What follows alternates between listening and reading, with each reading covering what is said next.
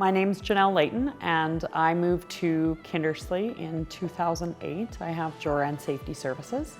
I am in the safety industry. Primarily, we work with oil and gas. However, we do quite a bit with RMs and training for a variety of industries.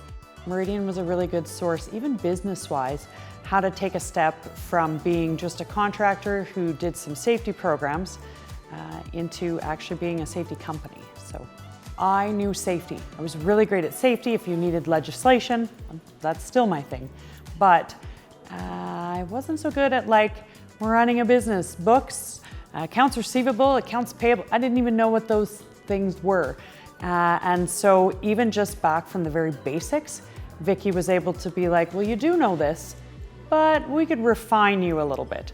So even before the financial support came along, which it did actually a few different times throughout the years, but really was able to just kind of say, hey, this is how we put a business plan together. Hey, this is all of the things that you could be doing, and this is what some of these things mean. So I think along the way, there's been lots of different times I've grown, of course, in the last 15 years in lots of different aspects.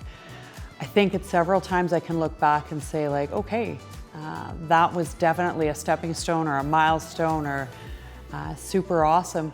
But I think what I didn't take time for in the beginning was to celebrate the success. I happened to run into Vicky and one of the previous staff from Meridian just coincidentally uptown, and they had said, how are things going? And I said, oh, things are going.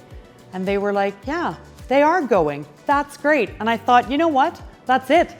That's just it. They are going. And I've still got this. And since then, I think now, 10 years later, man, of course they are.